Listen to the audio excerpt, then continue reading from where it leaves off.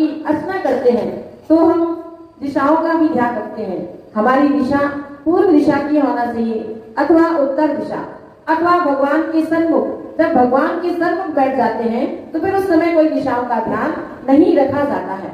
हमारे वस्त्रों का भी हम ध्यान रखते हैं। लाल वस्त्र होना चाहिए, पीले वस्त्र होना चाहिए, सफेद वस्त्र होना चाहिए। ये पहनने के वस्त्र हैं। और बैठने के लिए आसन शास्त्रों में बताए गए हैं कि जमीन पर बैठकर कभी जिनेंद्र भगवान की अर्चना नहीं करना चाहिए। उसमें भी पीला आसन होना चाहिए, सफेद आसन होना चाहिए, लाल आसन होना चाहिए अथवा डाब का आसन होना चाहिए। उसके साथ ही हमारा जीवन सात्विक होना चाहिए। जब हम कोई भी अनुष्ठान करते हैं तो हमारे जीवन में कोई ना कोई संकल्प होना चाहिए। हम ब्रह्मचर्य व्रत का पालन करेंगे, अष्टमूल गुणों का पालन करेंगे, 5 उदंबर फल, 3 मकार, बड़, पीपल, कटुमर, अंजीर और पाकर। हालांकि बड़, पीपल, कटुमर ये तो खाने में नहीं आते हैं, पर अंजीर जरूर ताकत के लिए, सेहत के लिए खाते हैं। आइसक्रीम में आती है, कहीं इसकी मिठाई नहीं आती है तो नहीं खाना चाहिए। अंजीर में असंख्यात जीव पाए जाते हैं। मध्यमास मधु का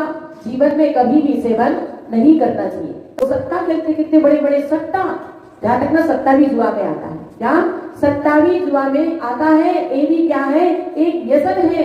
इसको कभी नहीं खेलना चाहिए। तो जो इस प्रकार से इस सहस नाम की महाअर्चना करता है, जाप करता है, तो आचार्य भगवान कहते कम से कम अपने जीवन में 108 बार आपको उसकी जाप करना चाहिए। या यूं कहे उसकी 108 बार महाअर्चना करना चाहिए। और आप अधिक कर सकते हो तो 6 माह तक आप लगातार इसकी जाप करें, इसकी महाअर्चना करें। और इससे और अधिक करना चाहते हो तो 1 वर्ष तक आप सहस नाम की महाअर्चना करें। जब हम प्रतिज्ञा के साथ कोई भी जाप करते हैं, कोई भी महाअर्चना करते हैं बंधो, वह एक प्रभावशाली हुआ करता है बंधो।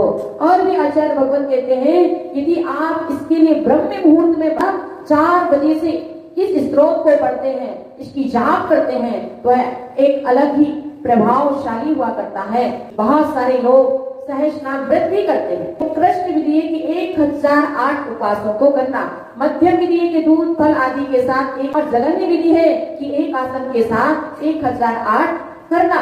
और इसकी लघु विधि बताई गई है कि आप 11 उपवास कीजिए अथवा 11 दूध पानी से कीजिए अथवा 11 एक आसन से। ये व्रत अपने जीवन में जरूर करना चाहिए। सुब्रमण्य बोलते हैं तो हमें बीजाक्षरों के साथ बोलना चाहिए। जैसे ओम ह्रीम अरहम, ये क्या हो गया? बीजाक्षर हो गया। ओम मतलब पंच परमेष्टि का ये वाचक है, ह्रीम मतलब 24 तीर्थंकर है, अरहम जहाँ पर हमारे ज्ञानावरण्य कर्म का क्या होता है?